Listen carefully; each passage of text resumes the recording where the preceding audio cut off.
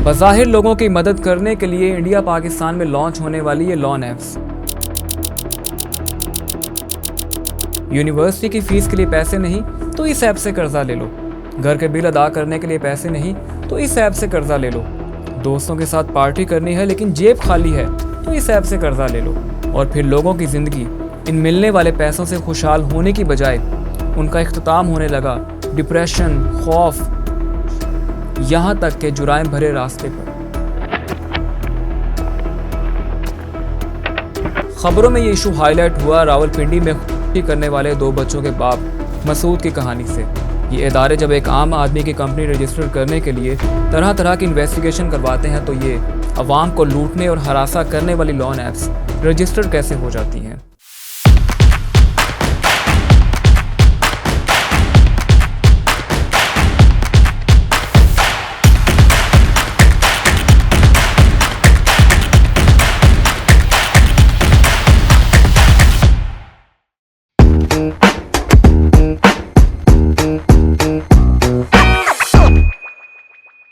अस्सलाम वालेकुम, you are watching Mike out of craze at VTV और मैं हूं आपका होस्ट शहरयार अली।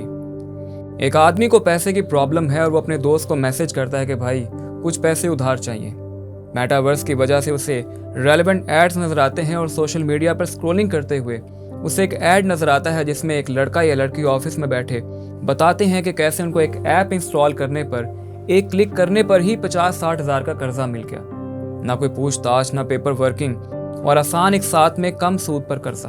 अब वो दौर गया जब बैंक जाकर गारंटी देनी पड़ती थी, घर या गाड़ी के कागजात रखवाने पड़ते थे या फिर सैलरी स्टेटमेंट दिखानी पड़ती थी। अब तो इतने नेक और अमीर लोग आ गए हैं कि गरीब को इन झंझटों में पड़ने ही नहीं देते और 50-60 हज़ार का कर्जा तो यूं ही थमा देते हैं कि जा भाई ऐश कर, जब मूड हो तब वापस कर देना। अब वही आदमी जिसका जिक्र मैंने वीडियो के शुरू में किया था, मजबूरी में आकर उस ऐप को इंस्टॉल कर लेता है जहां पर उसे 50-60 हज़ार तो नहीं लेकिन कम से कम 5 या 6 हज़ार का कर्जा तो मिल ही जाता है। लेकिन वो इस बात पर भी राज़ी हो जाता है कि चलो कुछ ना होने से कुछ होना ही सही। लेकिन वो ये नहीं समझता कि जिस टाइम पीस को वो एक खूबसूरत सा शो पीस समझकर अपने घर में ला रहा है उस पर तो उल्टी गिनती चलती है। वो टाइम बम है जो कभी भी फट सकता है। एक गरीब और मजबूर लेकिन अक्ल से इंतहाई पैदल इंसान जब सोशल मीडिया पर स्क्रॉलिंग कर रहा होता है लेकिन उसकी जेब खाली होती है कि अचानक उसे एक ऐड शो होता है जिसमें कुछ इस तरह के अल्फाज बोले जाते हैं कि यूनिवर्सिटी की फ़ीस के लिए पैसे नहीं तो इस ऐप से कर्जा ले लो। घर के बिल अदा करने के लिए पैसे नहीं तो इस ऐप से कर्जा ले लो। दोस्तों के साथ पार्टी करनी है लेकिन जेब खाली है तो इस ऐप से कर्जा ले लो। और इस वीडियो को देखने के बाद वो या उस जैसे कितने ही लोग, जिनमें शायद आप भी शामिल हैं, उस ऐप को इंस्टॉल कर लेते हैं। ऐप को इंस्टॉल करने के बाद आपसे परमिशन मांगी जाती है कि आप हमें अपनी गैलरी और कॉन्टैक्ट लिस्ट की एक्सेस दे दें। तो भोले लोग ये समझते हैं कि जहाँ पर इतनी ऐप्स को ये एक्सेस दी हुई है तो ये एक ऐप हमारे डाटा का क्या ही कर लेगी। इसके बाद वहाँ पर आप अपनी कुछ ज़रूरी मालूमात जैसे एक बैंक का फॉर्म फिल किया जाता है वो कर लेते हैं। उसके बाद आपका लोन अप्रूव होता है और आपकी सोच के बिल्कुल बरक्स 40-50 हज़ार की बजाय कम से कम 3 और बामुश्किल 5 या 6 हज़ार का कर्ज आपको दिया जाता है। ये देखकर आप परेशान तो होते हैं लेकिन साथ ही साथ इस बात पर राज़ी भी हो जाते हैं कि चलो कुछ ना होने से कुछ होना बेहतर है। लेकिन आप उस लोन के साथ लगने वाले सूद यानी इंटरेस्ट रेट को इग्नोर कर देते हैं और साथ ही साथ उस टाइम लिमिट को भी, जो कि ऐड में बताएगी 90 दिन के बिल्कुल ऑपोजिट सिर्फ 14 दिन की होती है। अब 3 चीज़ें आप अपने जहन में रखें: आपकी गैलरी की एक्सेस, लोन के साथ लगने वाला सूद और टाइम लिमिट। आपको कर्जा मिल गया, वक्ती तौर पे आपकी मुश्किल भी आसान होगी लेकिन इसे आप एक झूठा ख्वाब समझें। जो असल हकीकत है वो यही 3 चीज़ें हैं: आपके लोन के साथ लगने वाला सूद, आपकी गैलरी की एक्सेस और टाइम लिमिट।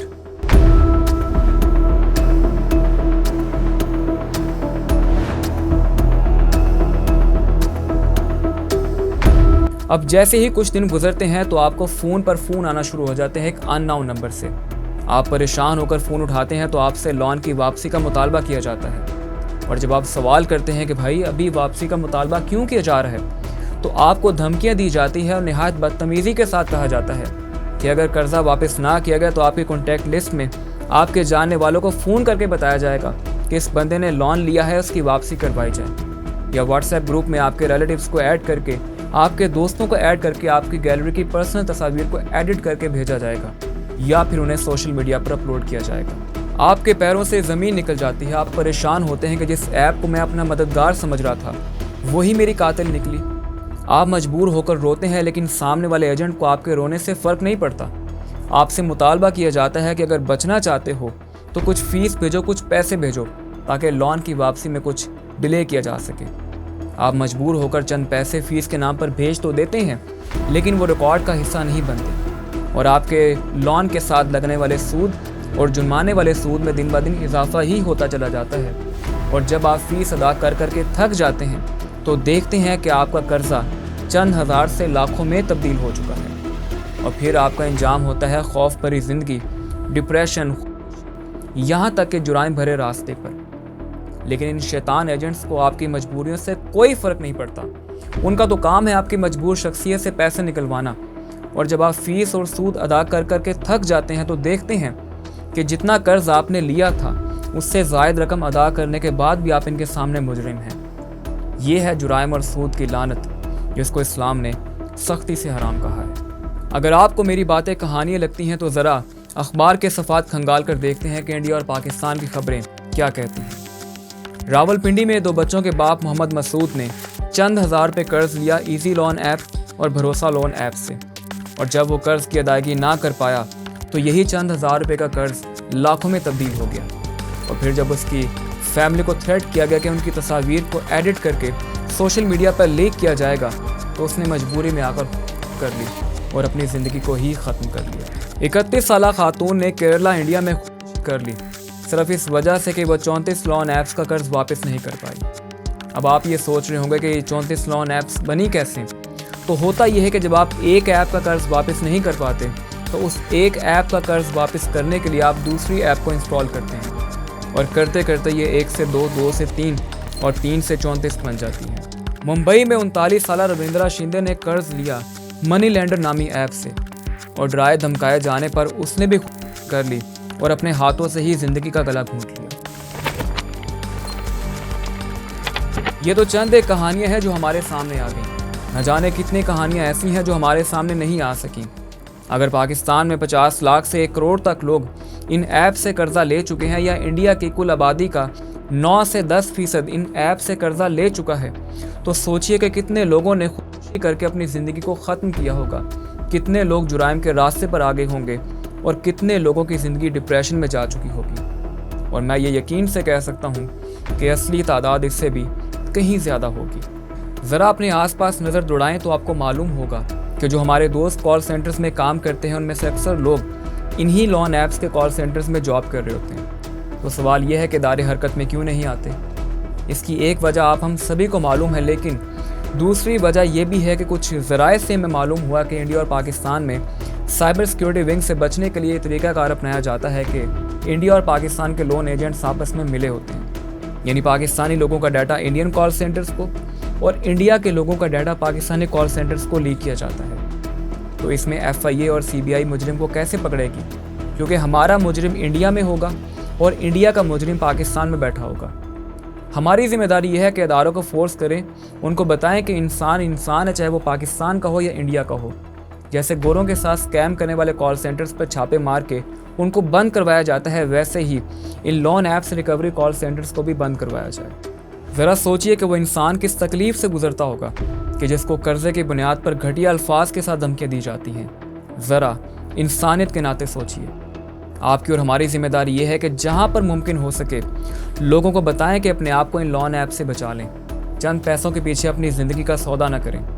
आपको जहाँ पर भी नज़र आए कि कोई आपका जानने वाला इन लोन ऐप्स के कॉल सेंटर्स में जॉब करता है, उससे शर्म दिलाएं कि वो चंद पैसों के पीछे किस किस्म का घटिया काम कर रहा है। अगर मेरी वीडियो देखने वाला कोई पुलिस ऑफिसर है तो वो अपने इख्तियारात का इस्तेमाल करे। अगर मेरी वीडियो देखने वाला कोई वकील है तो इस चीज़ को कानूनी तौर पर डील करे। और अगर मेरी वीडियो देखने वाला कोई इंसान ऐसा है कि जिसके सोशल मीडिया पर कुछ फॉलोअर्स हैं, तो अपने फॉलोअर्स को बताए कि अपने आप को इन लोन ऐप से बचा लें। अगर हम सब मिलकर इनके ख़िलाफ़ नहीं खड़े होंगे तो ये गरीब इंसानों को यूं ही लूटते रहेंगे। अब मैं इदारों के सामने कुछ सवालात रखना चाहूँगा कि जब आप किसी केस के पीछे संजीदा होते हैं तो मुजरिम को पाताल से भी निकाल लेते हैं। तो 2020 से 2025 तक इन लॉन ऐप्स का धंधा मुकम्मल तौर पर बंद क्यों नहीं किया गया? दूसरा सवाल यह है कि जब कोई आम शहरी अपना कारोबार शुरू करता है तो उसे अपना बिजनेस और अकाउंट रजिस्टर करवाने में तरह तरह की ख्वारी देखने को मिलती है। तो ये लॉन ऐप्स जिनमें इस्लाम के खिलाफ सूद और अवाम के खिलाफ हरेसमेंट और ब्लैकमेलिंग के जुराइम शामिल हैं, रजिस्टर कैसे हो जाती हैं? तीसरा सवाल यह है कि इन ऐप्स में जैज़ कैश और इजी पैसा ट्रांजैक्शन का ऑप्शन मौजूद है। अक्सर आपको सुनने को मिलता है कि फ़लाँ आदमी का अकाउंट फ़लाँ बुनियाद पर बंद कर दिया गया।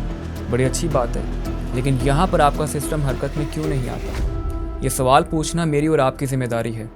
जहाँ पर मुमकिन हो इस पर बात करें और इस फ्रॉड और ब्लैकमेलिंग के सिस्टम को एक्सपोज करें। अगर इंसान भूखा भी मर रहा हो तब भी इन ऐप्स से कर्जा ना ले। हमें ये भी खबर मिली है कि इन ऐप्स के पीछे माफिया एक ही होता है।